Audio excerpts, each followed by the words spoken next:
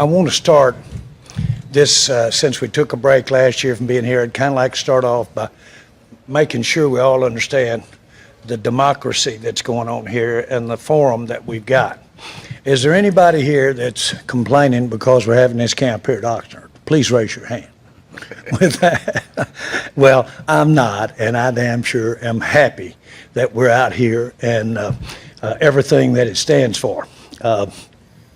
To me, this is a great opportunity. We like to have things really work, and in this particular case, this location, this area, the people of Oxnard, the feeling that we have is like you're coming home. But just as important is just the atmosphere. Now, we all know what our challenges were over the past year and a half. And, Rich, I think it's been 18 months since we've been out here, to try to be exact. But it was so important for the Cowboys to basically, in this way, show, look, we're back. Here we are. We're back to business. We're back to the thing that is, in this case, where it starts, training camp, getting this team, getting the competitiveness to make this team and getting this team ready to play. We obviously think this is one of the best places in the world to get a team ready to compete. Has everything to do with the weather, but in case you look at these facilities, they were built for these times. But more importantly, I want to refer back to last year. It was no accident that the Cowboys had about 22, 23, 24% of all the fans in the NFL were at Cowboy games. Just so you know, that was important to us. That was important to us. And by the way, there were none serious in any way outbreaks of COVID. To have those fans there, those fans that we had, which outdistanced most. We just recently had a fight out there that many of you probably were in attendance. But we had about 70-something thousand people out there.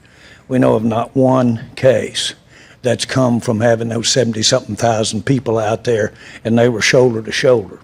And certainly some had masks, but a lot didn't.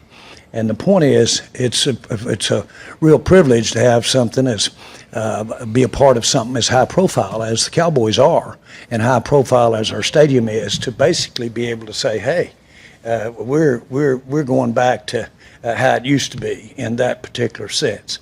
I'm well aware and sensitive about the COVID situation, that the recent uptick in the situation. We're well aware of that, but it meant everything, and that's a long-winded way of getting to. It meant everything for us to show up here, be in California. I think we're one of maybe 4 teams or 5 teams that are going away this year in the NFL, going away to training camp. And that says something. I actually am naive enough to believe that it actually says something about what we are and can be as a football team. We certainly are stepping out here, not the least of which, and the very reason that we made the effort to be here, is you. It was very important to the Dallas Cowboys. You're extremely important. You've heard me say this before. No one in sports appreciates what you bring to the table, to take something that lasts a second and turn it into a fable. Nobody appreciates it more than I do.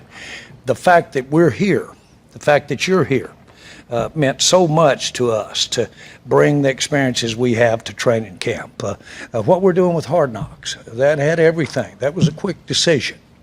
That had everything to do with basically saying to people of interest in sports and interest in what's going on in the country, here we are. We're back. We're coming hard. We're getting ready. I don't want to say business as usual. It'll probably never be the same.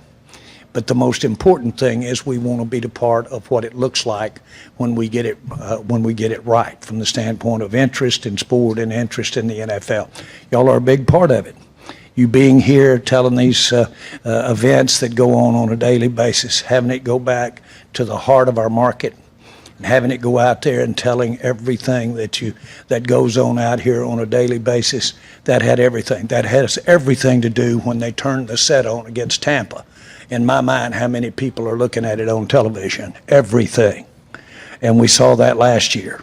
And so we're happy to have you here. I hope you're as excited about being here as I am to have you here. Now, with that, I want to just say this. We have as many challenges to come to a camp as I've ever experienced in any time since I've been with the Cowboys. We are under protocol. We know how to operate under protocol. We had a lot of practice last year. We're under protocol. But let me say this regarding our team and its vaccines. Everybody here, including you, everybody here in what we call Tier 1, 2, or 3 is a vaccine for the most part, if you'll give me 99% as for the most part. From that standpoint, there could be one or two that aren't. From the standpoint of the players, we have what I call in the pipeline. That's committed, but at some various stage of whether they need 2 vaccine shots and they've got 1, or whether they're waiting a period of time so that they can have had their vaccine and go through the protocol. We have, out of our 90 players here, we have a handful that, in my mind, have still to commit to this. A handful, and a hand is 5. And that's iffy in that several of, in my mind, of that finger of 5 are on their way to potentially having their vaccine.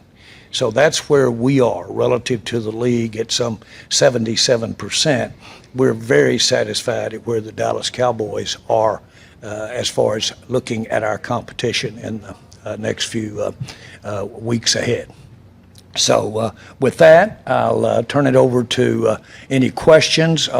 Mike, do you have an opening remark, or would you like to take questions? I'm not going to follow that. Let's just get right to the questions.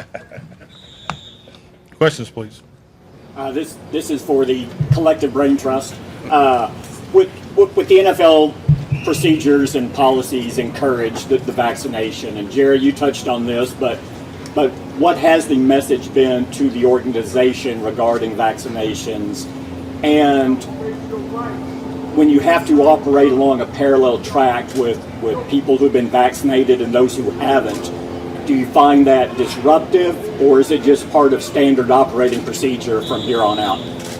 We had a lot of practice last year on how to do what needs to be done if there is as many as one that hasn't, of a player that hadn't been vaccinated. We don't have any issues with our coaches. And so the protocol that we used last year is pretty much what you'll be looking at. Doable isn't the word for it. It is very practical as to how we incorporate the idea of having a handful of people that are not qualified relative to the vaccine. There'll be isolation, there'll be daily testing, there'll be limits on outside camp activities. All of those things were what we had last year. From the standpoint, and we're ready to operate on that basis. That will adhere to every California issue as far as their demands. That'll adhere to Oxnard demand. Will certainly adhere to the NFL as far as making that operate. Mike can speak to how it was last year. My opinion is that it absolutely will not limit us in any way. The issue of vaccination will limit us in any way as to being competitive as early as when we play Pittsburgh in the first preseason game. Do you agree with Michael Irvin who says that if players are not vaccinated, he's questioning their commitment to doing everything it takes to win? Well, Michael Irvin is the best example that I know of how much will and how much body language and how much heart and sacrifice mean to winning championships. He is that. And so when he talks, I listen. I know that. And I think he has a good reputation with the current group of players that because of his visibility and his activity with the network and where he is as an individual. So he comes with all the credibility in the world. He's a Hall of Famer, and in a not only part because he's a talented football player, but a big part of why he got there was that internal commitment going above and beyond. And that's what he was trying to say, that it isn't normal things we want from each other as players. We want everything going above and beyond. And so I thought it was an outstanding message. Again, just to remind us, I don't know that I've ever talked to a member of those teams that won those 3 Super Bowls that thought we could have done it without Michael Irvin and what he brought to the locker room and to the practice field. So that was influential. Based on what you just said, do you feel like you have your whole roster fully vaccinated by the Hall of Fame game?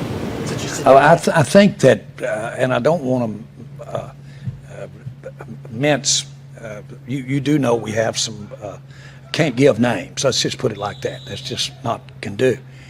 I'm totally satisfied that by the time that the Hall of Fame game is, 10 days from now, relatively speaking. And so we'll be able to play anybody in the Hall of Fame game that we want to play. I'll answer it that way. And absent something happening between now and the Hall of Fame. What I'm comparing this to is when people say, where do you think you stand right now with the vaccination issue relative to your team? And as it pertains to, this comes to my mind, the competition. And I think we're one of the leaders. I mean, you do understand it's a week, then it's 2 more weeks, and then it's 2 more weeks. So, it does take time when we talk about in the pipeline. And I will say this about our players. My hat's off to them. They understand that everybody was recommending the vaccine. It's recommended around the country, but they really did their homework. We provided them. They had a lot of great questions, provided them with a lot of education, a lot about the science, and I think they were able to get their hands around it. The NFL, Stephen, has stipulated that 85% threshold. So are you saying that coming soon you will reach that threshold? I don't know that the 85%'s been totally negotiated yet, so I think it's a work in progress. But yes, I do think we'll hit that threshold and more. When you talk about those messaging or conversations, this is for all 3 of you, did you guys pick up the phone and call players that still had concerns and walk them through some of their questions as it related to the vaccine, the limitations, and what they could expect? Yes. Yes, just exactly as you stated. And it was a many-faceted effort with coaches and led by Mike and everybody in the organization wanted to get information and give information to so that everybody could be comfortable with their decisions. And I think there was great communication amongst the players, players talking to each other about, the research they had done and the, getting educated about the science. I think there was great communication and leadership, amongst the players themselves. Mike, how did you address, again, a person making an individual choice in the context of what it means for a team? Because when you're building a team, that's a little bit different dynamic for what you're going for. Well, obviously, this is unique, with the pandemic situation that we're in. And frankly, I shared my own personal experience where the facts that I was not particularly 100% on board with the vaccination, but through the relationships that we're fortunate to have in the medical community, you watched, you listened, and I think that same approach was given to our players. We just wanted to make sure that they had all the facts. Once again, I think it's important to state that the relationships that we have in the medical community, and to be able to watch the science, the numbers, and so forth. And then, I made a conscious decision to get the vaccination, and I don't think it really the position of where we were numbers-wise, in my opinion, was more about timing. So, I think once the players recognized that, and we will continue to educate and communicate, and I think Stephen's point about their communication between themselves, and that's why we're in this position where we are. So we're very comfortable, particularly what's gone on the last couple of weeks, and I think it's like anything. It's a unique time None of us have ever experienced this before, and I don't think it's a negative to take a step back and listen and learn and make make the right decision. And I think everybody has responded. What did you hear, Mike, that convinced you that it was the right thing to get the vaccine? Well, it just wasn't one conversation. I have a personal physician. We have obviously physicians here, and I'm fortunate to have some friends and other relationships. So I mean, it was a conversation. Obviously, Jerry and Steven and the connections our organization have. So it was just I wasn't the first one to jump, but once I felt that this was clearly the right thing to do, and that's why I went forward and got the vaccination myself personally, and so I think some people have gone about it the same way. It's all about obviously the common goal of doing everything you can to win and being on the field. It's what happened to the NBA playoffs, the College World Series, Olympics, guys, teams who failed tests, in the middle of the World Series, players in NBA playoffs who had to miss games, important games, because they were not vaccinated because, they contracted the virus. Did that play a role in influencing the player that, hey, this could impact our long-term goal? I think it's life. I think it's sports. I think those topics and those situations, those experiences all parallel themselves. And I just go back to what I just said. You're taking the information. We're fortunate enough to have resources and other sports, the medical community, but at the end of the day, professionally we're here to win championships, and this is part of the responsibility, and it's an educated, it's an individual choice, and like I said, I cannot say enough about our organization and our players, and we're very, very comfortable, very happy where we are. Yeah, and I'll give a fact. I'll just have to say that this is a fact. This is not an opinion. This is a fact. There's not one thing about this issue of vaccine as it pertains to the COVID that in any way relative to the other 31 teams in the NFL will put us at a competitive disadvantage. We are right there with the same spot that other teams that are able to compete. The key thing is, and that obviously has a lot of interpretation, and you can do those for yourself, but go down everything that you could think of, and I will report to you factually that we're able to stand up with anybody there is and be able to compete any day relative to all the issues about vaccine. Can you provide an update on the health of the team, vaccine aside? Number of players were on the field in the spring, held out precautions, or because they're working back from injuries. Which players do you expect not to be ready to come tomorrow when practice starts? I think that's really for a further conversation, because obviously we have the testing going on right now. We have not seen the medical staff yet since the physicals this morning. The majority of it is a check-in, but we'll get that to you. A lot of firsts for you last season as you joined the Dallas Cowboys. How much did it help, though, to have Dak get his extension, be in the building, and be around him this offseason? How did you see your relationship with him evolve? Well, I mean, it was great to get Dak back, on every level, no question. I mean, just what he went through with the injury, but one thing about Dak, he's the same man every day. I mean, he's been there, he's been in the facility every single day since the injury, but from a performance standpoint, I think we're stating the obvious. I mean, he's an outstanding quarterback that has great days in front of him. So, but his leadership and all that, to me, that's part of the contract. When players receive big contracts, I view it, and this is my opinion, that obviously they're being rewarded, recognized for what they do on Sundays, but the responsibility that they have Monday through Saturday greatly increases. And nobody emulates that more than Dak Prescott. So it was great to get him back. And I can't say enough about our offseason program. We definitely hit all the targets that we wanted to. And even for some of the challenges that we didn't foresee coming that were upon us, in the first 3 or 4 weeks, our players did a phenomenal job. So that's something that frankly changed the way we're going to practice and some of the things we're going to practice early in camp, because of the excellent commitment and what we were able to accomplish in the off-season program. Targets. Excuse me? What were some of Well, the number one is areas- participation. I mean, I don't really want to go back to that, but the participation of our players, the participation of our players the last 5 weeks since we broke the offseason program has been incredible. The participation of our players prior to the April start of the offseason program is excellent. So we have a lot to build on. We feel like we clearly hit the targets in the classroom. We were significantly better in the virtual realm of it, learning from last year. So we were able to get through all 8 installs, which it takes for us offense and defensively.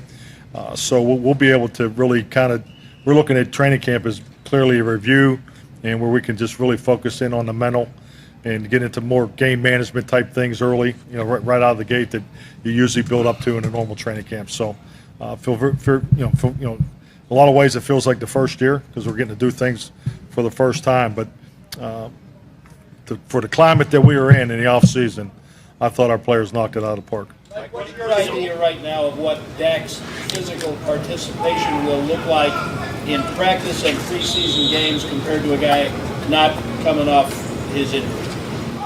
I mean, unless something comes out of the medical meeting, I see for him to be a full participant. And but it's still projection and see how it goes. Obviously, we're going to watch it, but the way we approached the off-season program was to keep him out of the team drills, but he will participate in the team drills. So that was really the last hurdle as I view it in practice. Mike, what are your thoughts on the Hard Knocks cameras being around? Did you need to be talked into it at all? Well, no, I'm just going to be honest. I mean, I about wrecked my truck when Jerry called me. I was driving through a rainstorm, but once I got back on the road, I'm all in. So I'm excited about it. He actually gave me his glasses on the way in. I think we're good. So. On that, through the years, when Hard Knocks goes on, people get perceptions of coaches.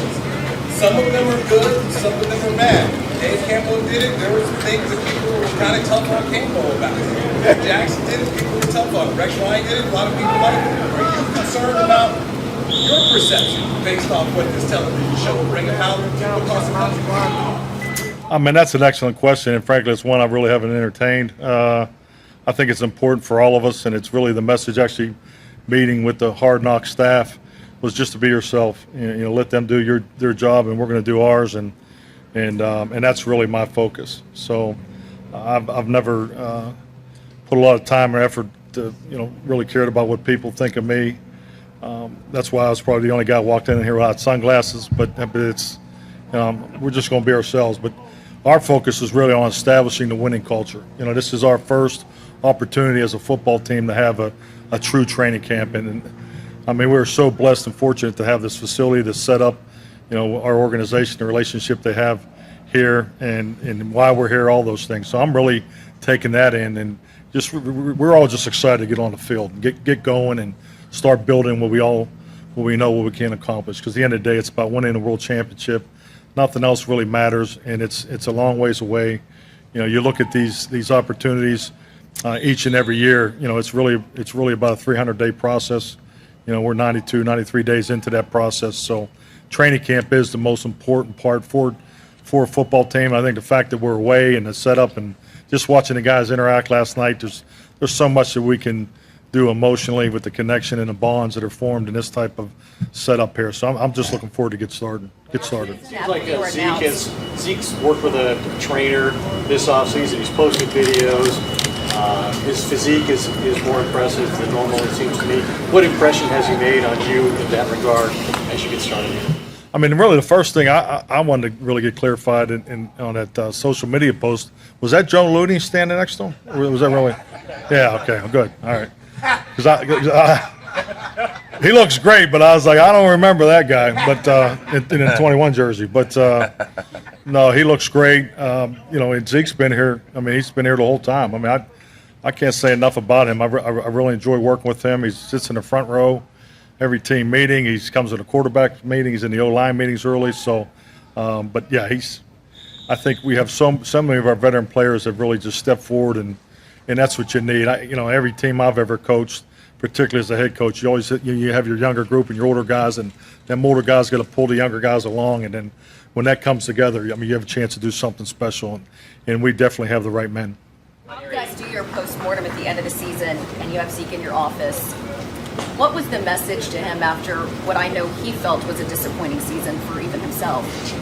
Well, I think post-mortems, I wouldn't use that word. Actually, the interview's a little friendlier, but it's, I think all of us, last year was hard. I don't know other way. It's no excuse. I mean, every year you have adversity that you go through as a football team, both personally and professionally, and last year we were definitely on the high end. So we will be better, from that. I'm convinced of that, and I think it points to the players, Zeke included. But I think the answer to your question is the fact that he was back in the facility working out, a week or two right after the season tells you exactly the focus, and he's been a great example for our young players. Jerry, what's your expectations for this team this season? When you look at the roster, you have coaching staff, most of it back for a second year. What are your expectations for this year's Cowboys team? Well, I have to give us a arrow up regarding having Dak and also being have better health in our offensive line, and so that I would hope that without the turnovers that went with them, that we could get back to the early part of the season last year when we were really ginning offensively. Need to eliminate some of those turnovers, but that we were having during that time as well. Defensively, I would think that it's going to be a different ball game, and we've got a lot of the kind of thing that you can make good defenses out of. We've got size, we've got speed. We've got people that know how to take that, and a lot of times the stuff that goes with it, which is inexperience, I think we've got a way to make it work big for this season. You put those two things together, and I think we've got a chance to be a real good team. Mike and Steven, with what happened last year, do you, with all the injuries and other things, do you consider it an aberration? And this year's the chance for you, Mike, and the team to show what you're really about? Or did it expose some things that maybe you weren't ready going into this season? How do you view it? Was it an aberration, or was it kind of lay the groundwork for what needed to be done? I think it's both. I do too. Yeah, I think it's both. I think that we all fortunate enough to be in the league as long as we have. You have statistics. The medical component, it's no different. So when you look at the injuries, the type of injuries, the comparables are a bit off just because of the offseason program leading up to it, the way the training camp went. So I mean, that's part of it. But also, it's an opportunity. Anytime you have adversity, negativity, those are all great experiences you can build off of. So and it definitely gets.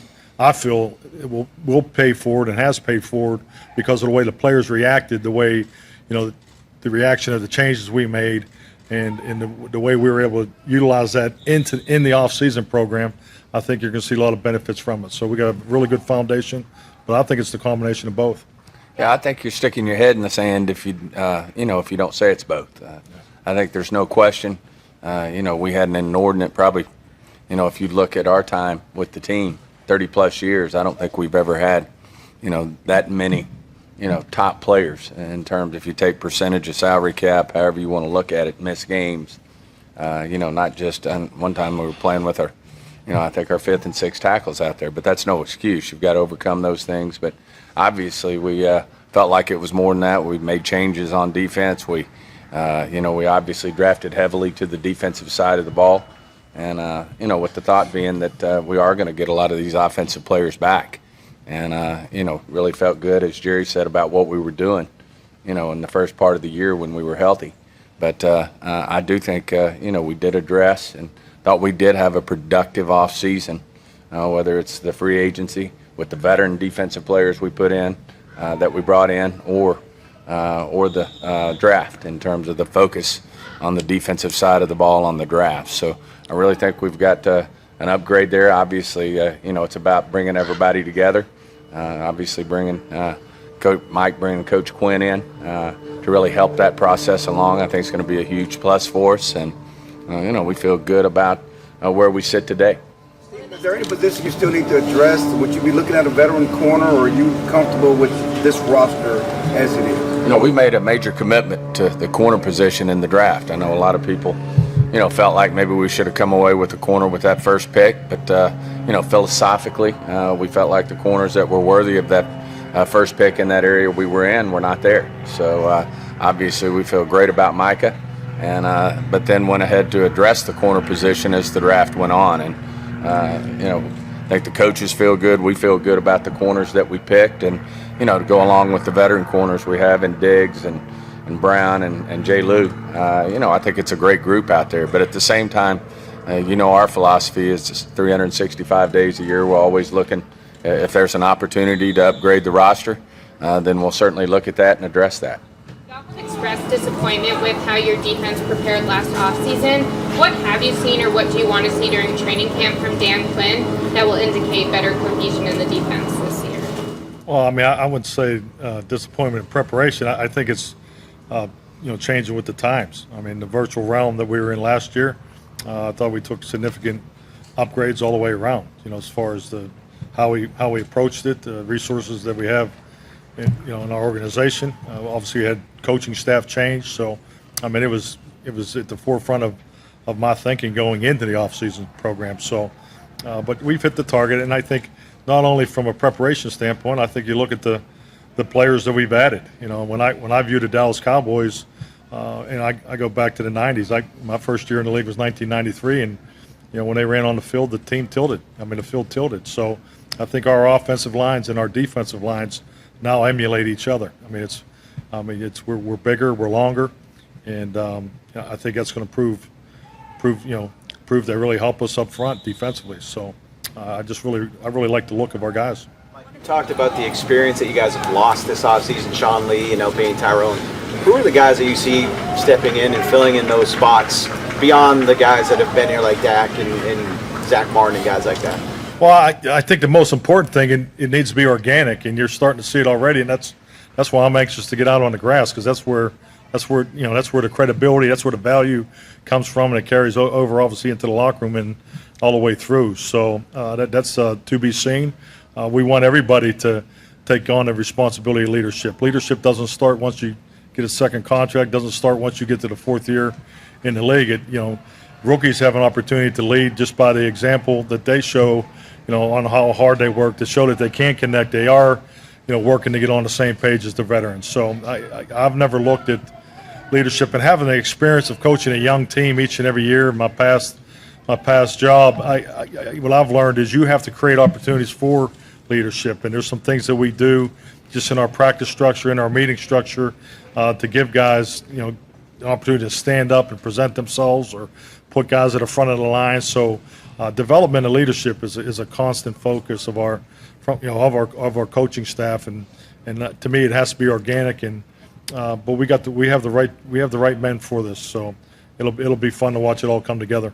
The players looking to leave Jerry is Gregory. Given your investment in him over the last couple of years, does he seem a little bit more like he's bought in this offseason? He felt a little bit more clear of mind in minicamp. What stands out about him? Were you talking to me? Or? Yeah. Well, Randy, I have been really impressed by the way he's stayed the course with legitimate life challenges. And he addresses them exemplary. He has to fight the kinds of things that make those challenges for people. He has to fight that. And I'm seeing him take the logic and the mentality of using what he's been through there, and I'm seeing it bring it over to his game and bring it over to his being the professional that he potentially might have a chance to be. He's got a lot of tread left on his tire. He really hasn't, if you think about it, he hadn't had a lot of wear and tear relative to as many years as he's now been with the Cowboys. I like that. That's always excited me, that it's, even as we speak today, it's the what's out ahead of him that excites me the most. I believe that the structure that we now have in the NFL as a part of this our new labor agreement relative to how we handle with players, we being the teams in the league, how we handle the players really helps Randy. And so that helps him have a plan that is realistic for him and will be realistic for others too. It's not called the Randy Gregory plan at all, but it is absolutely complements what Randy needs to be operating in. And of course, he has a great way with his teammates. He's not an issue. As far as issues as a teammate or a player, he would be at the top 5% of not having issues. So all of those things give me a lot of optimism. And then we've never questioned his talent and his uniqueness. And so I look forward to him buoyed by his confidence level. I look forward to him really having a big year. Was there a time where you thought it may not work with Randy, and what did he show you throughout that sort of time period if it existed? Well, we kept talking and we kept trying. And that's 99% of it in my mind, almost about most things. We just didn't quit. And he had, when I say we, I'm talking about Randy. And we just didn't quit. He's always been worth, in terms of just being a person, he's been worth the extra, if you will, investment of time, interest, everything that comes with building a roster. The next question is, I've never seen any time when he was a takeaway from being involved with the team. Not one time. Now you say, well, boy, you'd like to have him out there sacking somebody right in the fourth quarter. If that's a takeaway, that is a takeaway. But certainly he kept it at a level that, frankly, he had a lot of experts that would basically attest to Randy needs a different system. And so he's all right. Jerry, this question's for you and Steven here. When you guys first bought the team in '89, you're winning Super Bowls by '92, '93, '95. Now the last 20 years you've gone through with 5 coaches. You only have 7 playoff appearances. You only 8 games over 500. How can you all get yourselves back to where you used to be when you first came to this league and you were winning? Yeah. Well, we need to have a Charles Haley appear. You follow me? Because we got him and we started going to Super Bowls. Well, but you say, well, Charles didn't do it himself. Of course not. But he was a big, impactful player. And we took some risk, and he first to tell you, and he was an impactful player for us. Obviously, Deion Sanders helped get to some Super Bowls. I'm not talking about the very obvious, and that was the organic growth that Coach referred to of the players that we that brought with us when we first got here. I think we've got a combination right now, seriously, and I'm not making comparisons, and you can get in so much trouble doing that. But I think we've got a combination. I think Coach is right, of youth players, talent, as well as we've got some solid, talented veteran players. And when you look at our top 10, 11 paid guys, they're guys that can make major contributions to this team. We had a core base like that in those championship years that made that core base, yet we had some talented young guys come through. We're starting to look like that when you look at team makeup.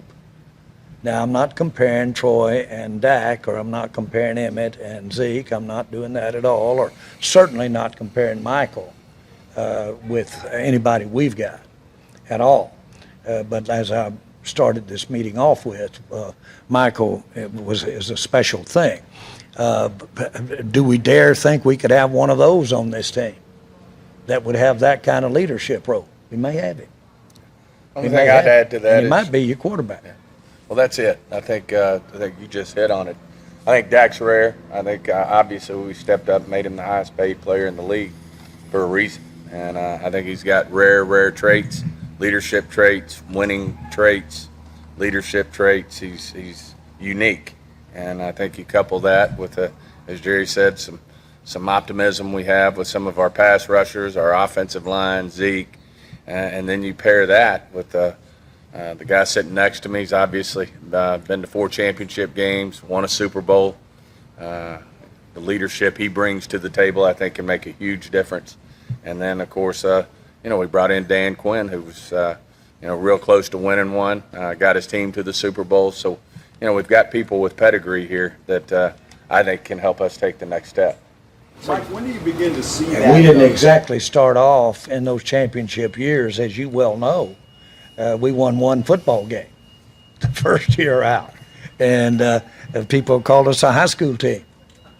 And so it wasn't exactly like we were the belle of the ball, so to speak.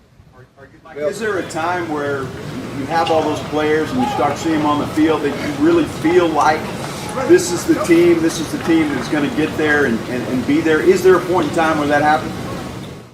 Yeah, I hope so. I mean, I think that you just have to be realistic. From my approach, is it takes time. I mean, we're not going to go out there and have a great 2-hour practice tomorrow and say, okay, we're ready to go. I don't think that's realistic, and it's never been my experience. I think the most important thing is I've always looked at it as thresholds and targets. And as long as you keep moving towards that, because really training camp is twofold. You're not only getting your team ready to win games and create a winning culture, you also have the competition and the development of your roster. So, and I think when you look at our 89, 90-man roster right now, we're going to have a very, very competitive, if you look at the D-line, you got some positions that there's some guys are going to really have to play. We're going to have to, how we play them and make sure we give those guys the opportunity to win a spot on this team.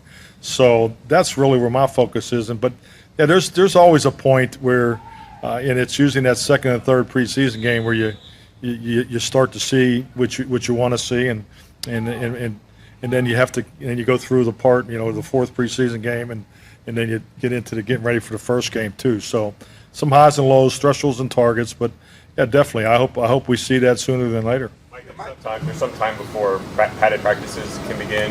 What was your philosophy when scripting the opening practices in terms of what you want to establish or accomplish? Well, traditionally, you have a full off-season program. You get through pretty much everything that you want to put in, and then when you start training camp, you go back and start over again because the younger players need the reps. We're taking a little different approach. We're going to go back through the install, but we want to advance our the situation. See, it's just like anything in this game. Everybody has the same amount of time. Everybody has the same amount of practices, and how much you spend on this situation as opposed to another. That to me, that's where coaching comes into play. That's part of the formula of practicing the right way. I've never been one to just white out the date from the year before, and I think you get your ass in trouble that way. I think you really have to tailor each and every practice to who you are, what you're trying to be, and really reflect to the vibe and in the rhythm of what's going on too. Now, we have the first 12 practice, everything's scripted, but it by no means is that it will be adjusted. That's just the way I've always done it, because you have to evolve, and you have to evolve with your team. But we're going to get into more situational work quicker in this training camp than I have in the past. So that's I don't even know if you'll even notice it, but so that's what I focus on, particularly in the time off. Mike, can you address the fine the team received in the offseason for violation of the all-season program? Whether you agree with it, appeal, just your thoughts on that. Oh, definitely. I had a very good conversation with the league office. I thought it was informative. I think they're in a very tough spot. Not as tough as my spot because it came out of my pocket, but I think first and foremost we're doing it the right way. There's no question about that. Our players are trying to do it the right way. I think there was 7 or 9 plays that we looked at as a group, and frankly, the majority of them involved younger players. So To me, it's a learning experience. I think like anything in life, if you're punished for trying to do too much the right way as opposed to not doing enough the right way, I think that's a healthy experience to learn from. Change up, you want to do more situational work in comparison to previous years. I'm sorry? Why you want to do more situational work at camp in comparison to previous years? I just think it's where we are. I think it's what we need. I mean, there's things that you learn about every team you coach, and strengths and I hate to say weaknesses, but strengths that you really want to build off of. But that's an area we need to be better. So we need to do more of it. And frankly, that's the game. I mean, 8 games a year are going to come down to the final drive. So that's pretty clear that will factor in your playoff run, will factor in your playoff seed. So, we start preparing for that back in the offseason. So we need to focus more on game situation, particularly the final 8, 2-minute drills. And we did more 2-minute drills last year than I've ever had. And it was something I go back to my experience in 2008. Young quarterback starting for the first time, Aaron Rodgers, and we had a bunch of games come down to 2-minute that we didn't get it done. We finished 6-10. So since then, I've always, like I said, we all have the same amount of time. You all have the same amount of practices. So I've always done a lot of 2-minute drills and so forth. We've exceeded that last year. These are just things I think we need to continue to work on. I think it's a reflection of the game. I think the rules changes. I think all those things factor in how these games are being played compared to the way they were played 10 years ago. So situational football has always been important, but how much time do you put into the up-tempo offenses, which is obviously you got to get your defense ready, so forth. We need to do a better job playing complementary football. We were not very complimentary even at the beginning of the season last year. So with that, those are really the 2 focal points that we're going to focus on as we get going. Where's your sense of urgency right now? You've talked several times over the past few years about you don't have time to have a bad time. And we've come out here many times, and you were very confident about this team 2 years ago. It's the most talented team we've had since the 90s. Is this the team that can finally get back to the Super Bowl? I mean, is that where your urgency is? Well, you've often heard me say you would be shocked if I could write a check and know that I was going to get the Super Bowl, what you would do with that. But I don't want to confuse this with not being realistic. I've always had to be pragmatic at the end of the day, because if not, you'll end up on the outside looking in. You have to be real. But on the other hand, I've never thought that we couldn't be better, or never thought that we couldn't make it happen, even when we were not as on paper, or we weren't as technically as good or sound. But I've never thought that, and I've got too many examples of how shorthanded people have knocked them out of the park before, and a lot of them in a lot of different areas. And so I really don't know that I have any days or have any weeks, but what I don't think, there's a pony in here somewhere. And so and have a lot of the days when you've got to ask yourself is what are you doing in the middle of this? So that served me well. That served me well. This isn't an I, me, but I've had a lot of people tell me you're naive, or say that he's naive. Well, it's a beautiful world.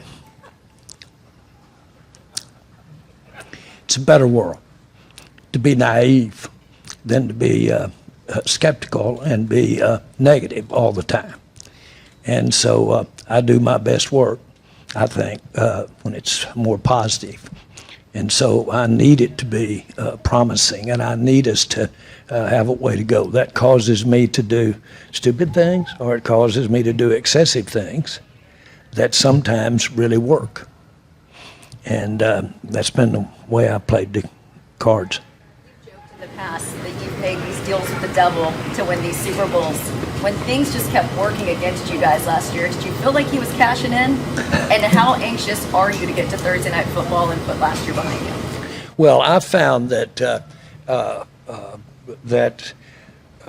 he's not quite as responsive to one's individual asks as you might think. And I'm not trying to be sacrilegious here, but the facts are that I would right now, if I could, and I knew had a good chance to do it, I'd do anything known to man to get in a Super Bowl. That's a fact.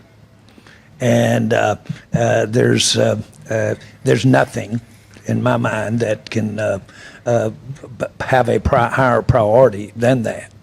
And as you know, sometimes you have to make decisions to go back to step forward. And we're faced with that in building a squad. You can't have it all.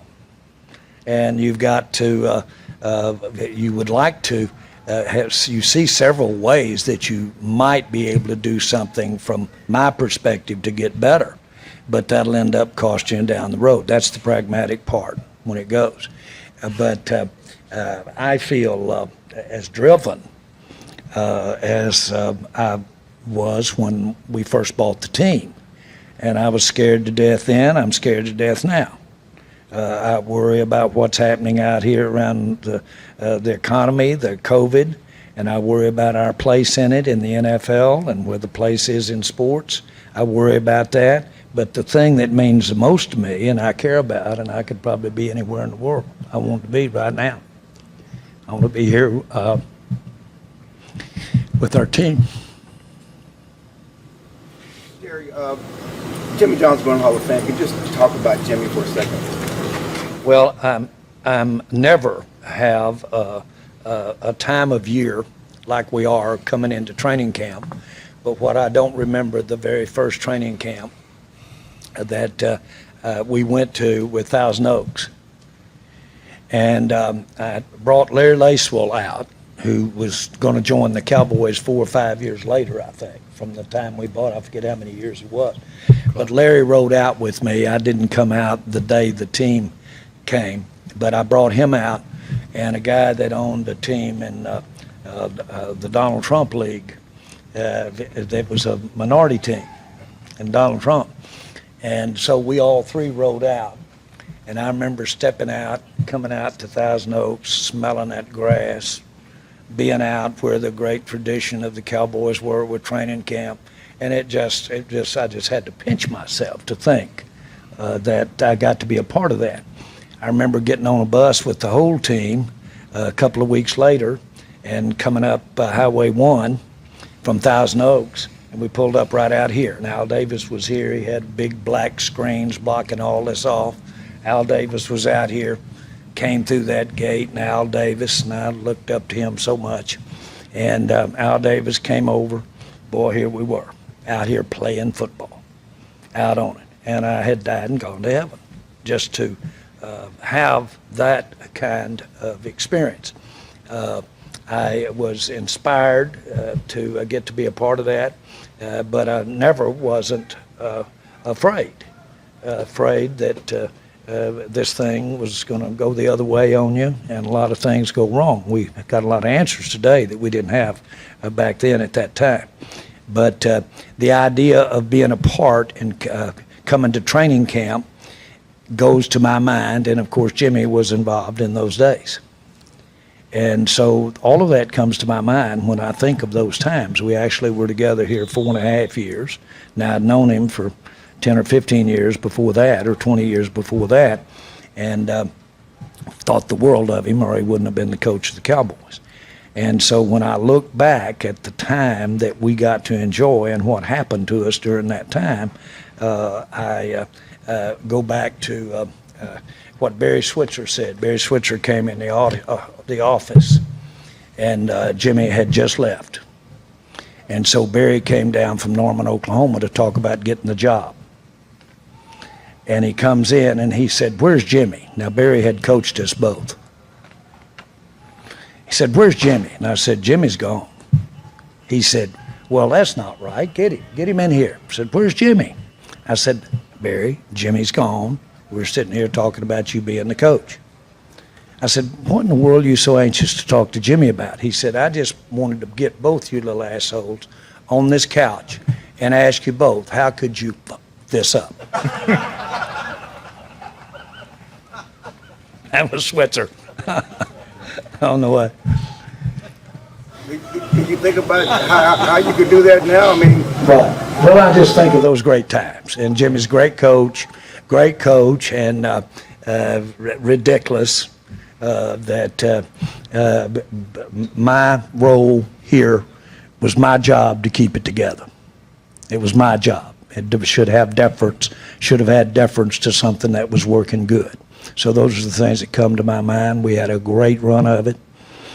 He's a great coach, and I'm proud to have him as a friend and proud to have had the times that we had. We just had a great experience. Can you answer Switzer's question now? What? Do you think you could answer Barry's question now? I've never been able to know why. I fucked it up. That, not just that, but anything else. No, I can't answer those questions. Will he go to Ring of Honor this year? Would Jimmy go to Ring of Honor this year? You know, I don't want to do anything that takes away from this year. You know, he'll have a year, provided everything goes good. He'll have a year that we also honor his Hall of Fame, and it will be this year, during the season at some time. David Baker will come down. So we don't want to do anything that makes that happen. I'm excited. Actually, I was the one that with David Baker when Jimmy was put in the hall there 2 years ago or last year, not this year, but a year ago. I said, look, the Cowboys need to play in the Hall of Fame game, and he agreed, and he wanted that to be done. That was a condition. Well, when they canceled the game last year, David said the first thing he did was call and say before, not that it's a condition because we need to cancel it anyway, but will you commit to play the next year? So really, we've been standing there waiting to play this game relative to this time when they come in the Ring of Honor, and of course we've got two other absolutely great Dallas Cowboy players going in up there too. So it's really propitious that we've got that game. You do plan to put Jimmy in the Ring of Honor at some point in the near future? And let's don't knock all the fun out of it. Let's keep having fun, Ed.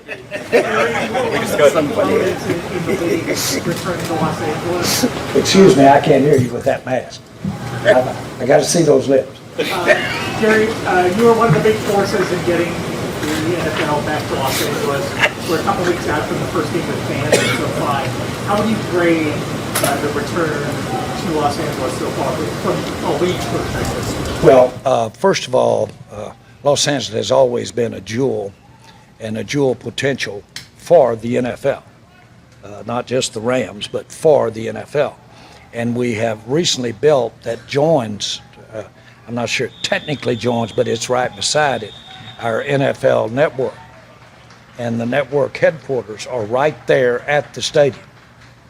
And so I've often used this illustration. I really hope that when we think of the entertainment capital of the world, when we think of Hollywood, rather than seeing that crooked sign up on the mountain Hollywood, what you're going to see is SoFi Stadium, and that's when you're zooming in, and that's Hollywood. That's what the entertainment capital of the world is. And I think that stadium reaches that stature when I think about what it can mean for the NFL and Los Angeles and for everybody involved relative to sport. When we discussed this, I'm chairman of that committee, and when we discussed it, there was a debate about whether to move that headquarters from New York to move it there. And of course, that's the talent part. That's where we have a lot of the content done, apart from the games themselves, are done with that group of people in the NFL. Well, that's the headquarters of it now. And the headquarters, of course, is sitting right there, and you can't miss it. It's gorgeous. And while we're out here, I want to go down and take a look at it, but I've heard it really works good. All of that ties into the picture of what you want the NFL to have going for it when you think of the perception of the NFL. And I think Los Angeles does that. And by the way, that was my point about we need Stan Kroenke, we need the Rams. We've got it all fits, and we need to be have that kind of aura and that kind of image about the NFL that stadium will do. So it covered a lot of ground. Last one, Joe Trahan, last one. Yeah, we've heard you get emotional several times in just these last few minutes. Can you share with us where this particular amount of emotion stemmed from? Well, I think it's being here today. Really, I started off a little sentimental when I actually went over and shook Ducey's hand. Of all people. But so I'm really, after Ducey ran me off his show. I've forgotten it too, Mike. But seriously, what you're seeing is just how good it feels to be here. Doggone, just as much as I enjoy this stuff, I get to thinking, well, are you ever going to see that again? Are you ever going to be sitting up there talking to everybody again at the same time? And so I do. I guess I'm not going to apologize, but I am sensitive today and emotional about the whole show. Thank you, guys. We got to run. But not coming out here, kill me. Just kill me. And frankly, I'm not. I know I'm patronizing, but I'm not intending to. It's you. It is you. It is the show you make it, and goes back to our fans and the fact that we're out here kicking this thing off, and it's such an important thing. And then you look at when the season started, we didn't have this kind of build-up. Not just the Cowboys, but the NFL, and we suffered. We need the preseason. We need this. We need you to make this thing go. Those ratings are important to have you. And I'm not talking about the preseason game. I'm talking about the regular season games. Thank you. Got all your stuff, Jared? Yeah.